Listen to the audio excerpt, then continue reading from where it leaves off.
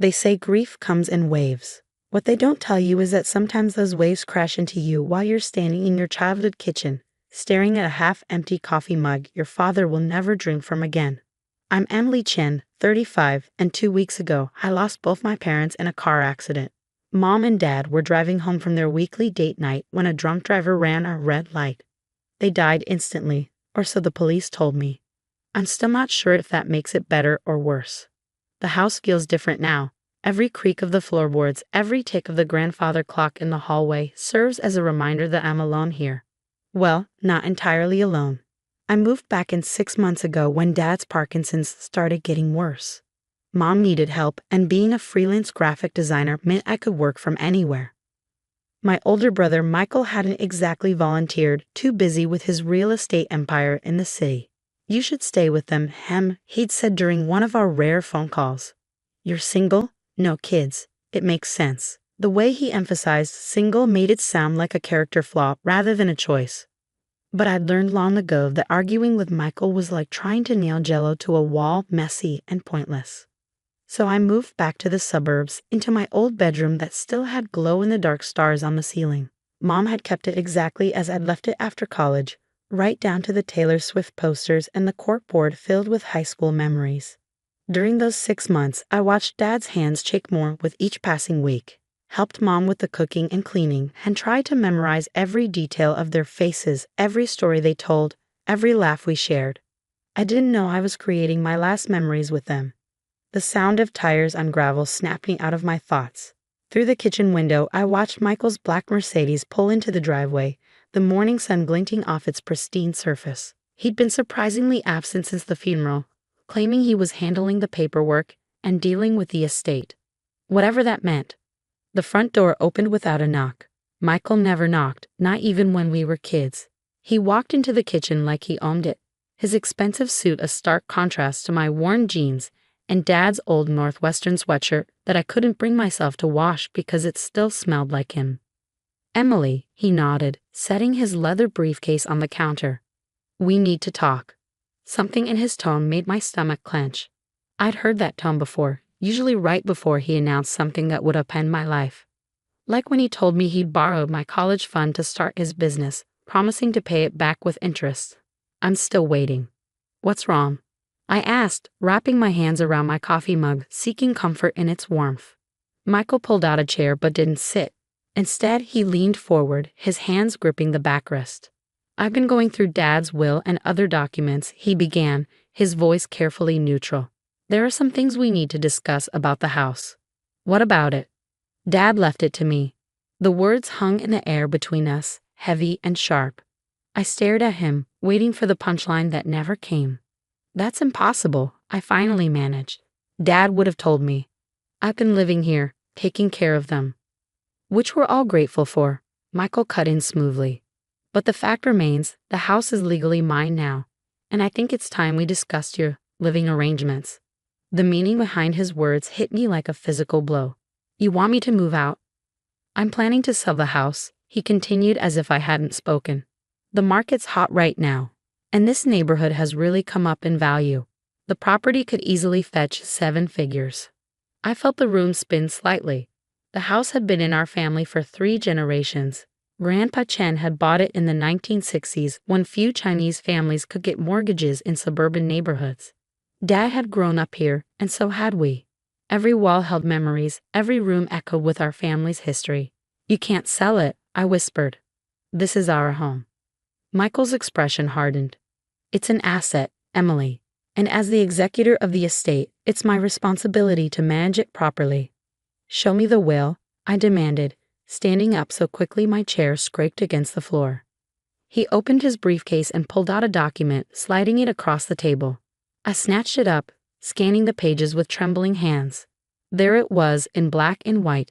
To my son, Michael Chen, I leave my primary residence. This doesn't make sense, I muttered, reading and rereading the paragraph. Dad would never. He knew I would make the smart financial decision. Michael said, straightening his tie. Unlike some people, I understand the value of property in today's market. The implied criticism stung, but I was too shocked to respond. My eyes kept going back to the date on the will, March 15th, 2024. Just 2 months ago. Dad could barely hold a pen in March, I said slowly, pieces starting to click together. His tremors were so bad he couldn't even sign his name most days. Something flickered across Michael's face. Concern? Fear? But it was gone so quickly I might have imagined it. The will is properly witnessed and notarized, he said firmly. Now, I'm willing to be reasonable about this. I'll give you 60 days to find a new place. No. The word came out stronger than I expected. Michael blinked, clearly not used to being contradicted. Excuse me? I said no, I'm not leaving and you're not selling this house. Michael's carefully maintained composure cracked. This isn't a negotiation, Emily. The house is mine legally. If you force me to, I'll have my lawyers. Your lawyers? I laughed, but there was no humor in it. You mean the ones Dad paid for when you were starting out? The ones who helped you set up your first property deal? Don't be bitter, it's not attractive. Michael sneered. Just because you chose to waste your potential on artistic pursuits doesn't mean. Get out. You can't throw me out of my own house. Watch me. I walked to the front door and held it open. And Michael, don't come back without the real will. He gathered his briefcase, his movements sharp with anger. You're making a mistake, Emily. A big one. I'll give you a week to reconsider before I involve my lawyers. After he left, I sank to the floor, my back against the door. The house seemed to close in around me, every surface holding memories that suddenly felt threatened. Mom and Dad couldn't be gone just for their home to be sold off like any other property on Michael's books. There had to be something I was missing. I spent the next 3 days going through every drawer, every file cabinet, every box in the attic. Dad had always been meticulously organized, keeping everything from old tax returns to childhood report cards carefully labeled and filed. But I couldn't find another copy of the will. What I did find, tucked away in Dad's study desk, was his journal. The last entry was dated just a week before the accident. Michael came by today, pushing about the will again. I told him no. This house stays in the family, stays with Emily. She's the one who understands what that means. I've made arrangements. E will know where to look. My heart raced as I read the words over and over. E will know where to look. Dad was trying to tell me something, but what? I closed my eyes, thinking back to all the times Dad had shared family stories with me during those last months. He'd been especially nostalgic, showing me old photos, telling me about Grandpa Chen's struggles and triumphs. One story kept coming back to me, about how Grandpa had built a hidden safe behind the fireplace when he first bought the house. Worried that banks wouldn't protect a Chinese family savings back then. Always good to have a backup plan, Dad had said, giving me that knowing look I never quite understood. Until now. I rushed to the living room, my heart pounding. The fireplace was original to the house, its brick facade unchanged since the 1960s. I ran my hands over the rough surface, pressing and prodding until, there. A slight give in one of the bricks, almost imperceptible unless you knew what you were looking for. The hidden panel swung open with a soft click, revealing a small safe I'd never known existed. My hands shook as I input the combination. My birthday, just like Dad used for everything important. The door opened with a quiet creak. Inside was a manila envelope, sealed and labeled in Dad's shaky handwriting. The Real Will 2024. I opened it carefully, my breath catching as I read the contents. This one was different from the one Michael had shown me. Very different. Not only did it leave the house to me, but it also contained something else. Documented proof that Michael had been embezzling from Dad's accounts for years, using forged signatures to transfer hundreds of thousands of dollars to his real estate ventures. Oh, Michael, I whispered, understanding dawning. What have you done? The house phone rang, making me jump. Michael's number flashed on the caller ID. Changed your mind yet? He asked without preamble when I answered. My lawyers are drawing up the eviction papers as we speak. I thought about the documents in my hands, about Dad's last message to me, about everything Michael had taken from our family over the years. Actually, I said, my voice steady. I think we need to have another talk. And this time, Michael, you might want to bring those lawyers of yours. They're going to want to see what I found in Dad's safe. The silence on the other end of the line was deafening. Part 2. The next 48 hours passed in a blur of activity. I scanned every document from the safe, made multiple copies, and stored them in different locations. Years of dealing with Michael had taught me to always have backups. I also called Sarah Martinez, Dad's longtime attorney who had mysteriously retired right around the time the suspicious will appeared. "I've been waiting for your call," she said when I explained what I found. Her voice carried a mix of relief and resignation. "Your father contacted me in February, worried about some irregularities in his accounts. When I started looking into it," she paused. "Let's just say your brother made it very clear what would happen to my law license if I didn't cooperate." "He threatened you?" "Blackmail is such an ugly word," Sarah replied dryly. "But yes, he fabricated evidence suggesting I had mishandled client funds. Said he'd report me to the Bar Association unless I stepped aside and let his new attorneys handle everything." My hands clenched around the phone. "Will you help me now?" "Emily, I've kept detailed records of everything, including recordings of Michael's threats. I may be retired, but I still know how to protect myself and my clients." By the time Michael arrived at the house the next morning, I was ready. He brought 2 attorneys with him, both young men in expensive suits who looked like they'd stepped out of a corporate law firm catalog.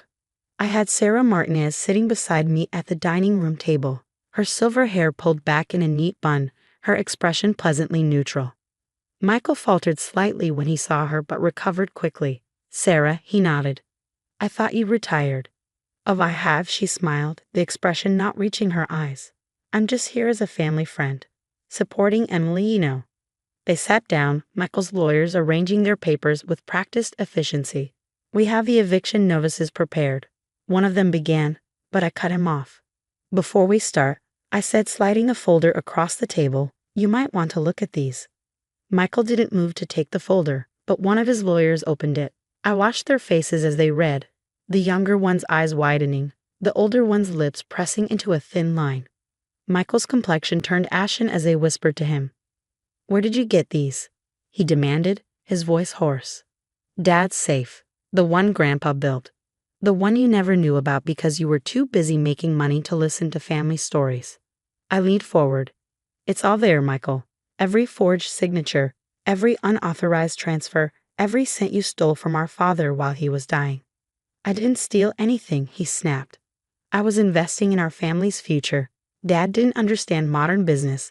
Dad understood exactly what you were doing." I cut in. He just couldn't believe his own son would betray him like this. "Want to know what else is in that folder?" "The real will. The one that leaves the house to me and explicitly states that if you contest it, all evidence of your fraud goes straight to the FBI."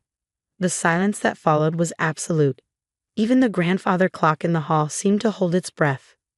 "Mr. Chin," the older lawyer said quietly, "I suggest we take a brief recess to discuss." "There's nothing to discuss." Michael stood up so abruptly his chair toppled backward. "This is blackmail." Sarah spoke for the first time, her voice gentle but firm. "No, Michael. This is accountability, something you've managed to avoid for far too long." He turned to his lawyers. "She can't do this. There must be some way to—" "Sit down, Michael." My voice cut through his rising panic. "We're not finished." Surprisingly, he sat. Maybe he saw something in my expression, some echo of Dad's authority that even he couldn't ignore. "Here's what's going to happen." I continued, pulling out another document. "This is a new agreement drawn up by Sarah before her retirement. You're going to sign over any claim to the house. You're going to repay every cent you took from Dad's accounts with interest. And you're going to do it quietly, without involving lawyers or courts. And if I refuse—" I smiled, but there was no warmth in it. "Then every bank you do business with, every investor in your properties, every client you've ever had will receive copies of these documents. How long do you think your real estate empire will last when people learn you built it with stolen money?" Michael's facade cracked. For a moment, I saw the scared little boy he must have been before greed and ambition twisted him into the man sitting across from me. "You destroy me? Your own brother? Like you tried to destroy me, steal my home, erase our family's history." I shook my head. "I'm not destroying you, Michael. I'm giving you a chance to make things right. More than you deserve, really." His lawyers huddled with him in a corner of the room, their whispered conversation intense. Sarah squeezed my hand under the table. Finally, Michael returned to his seat. "I'll sign," he said, his voice hollow. "But I want something in return." "You're not really in a position to negotiate. Just don't tell Mom's family. Please, they don't need to know about any of this." The request surprised me. Michael had never seemed to care much about our mother's relatives, rarely attending family gatherings on that side, but looking at him now, I saw something I hadn't expected: shame. Fine, I agreed. As long as you honor every part of this agreement, what happened here stays between us. The next hour was spent signing papers, transferring accounts, making arrangements for repayment. When it was done, Michael stood to leave, his shoulders slumped in defeat. Emily, he paused at the door. I convinced myself I deserved it all, that I was smarter, worked harder, knew better than everyone else. I didn't think about family. I finished for him. About trust. About the fact that success doesn't mean anything if you destroy everyone who loves you to get it. He nodded, unable to meet my eyes. Goodbye, Michael. After they left, Sarah helped me pack up the documents. Your father would be proud, she said softly. He always said you were the one who truly understood what family means. I looked around the living room, at the photos on the wall spanning 3 generations of Chens. Mom and Dad on their wedding day, Grandpa Chen standing proudly in front of the house. Michael and me as children, before money and ambition drove us apart. What happens now? I asked, suddenly feeling very tired. Sarah smiled. Now, my dear, you live. You honor your parents' memory. You make this house a home again. That was 6 months ago. The house feels different now, but in a good way. I've repainted some rooms, planted a garden like Mom always wanted, started hosting weekly dinners for Mom's family, keeping my promise not to tell them about Michael, but making sure our family bonds stay strong. Michael keeps his distance, though he's been making the repayment transfers on schedule. Sometimes I see his car drive slowly past the house. But he never stops. Maybe someday we'll find a way to be family again. But for now, this distance feels right. Last week, I was cleaning out Dad's study and found another entry in his journal, one I'd missed before. It was dated just days before the accident. Washed Emily in the garden today, planting those roses Ming always wanted. She thinks I'm napping, but I see her. See how she loves this place, understands what it means. Michael wants to know where the new will is. Keeps asking about the house. But I've made sure Emily will find what she needs when the time comes. My daughter is stronger than she knows. Just like her grandfather, she'll protect what matters. I closed the journal, tears blurring my vision. Outside, the roses Mom never got to see were starting to bloom. In the hallway, Grandpa Chen's clock chimed the hour, its sound echoing through the house that 3 generations of my family had called home. Some people say a house is just wood and brick, just an asset on a balance sheet. But they're wrong. A home is built from memories, from love, from the stories passed down through generations. And sometimes, if we're lucky, it becomes a fortress protecting not just our possessions, but our family's legacy. I'm Emily Chen, and this is my home. Not because the will says so, but because 3 generations of my family lived and loved here. Because my father trusted me to protect it. Because even when the walls echo with loss, they also whisper of hope, of continuity, of belonging. And no amount of money in the world can buy that.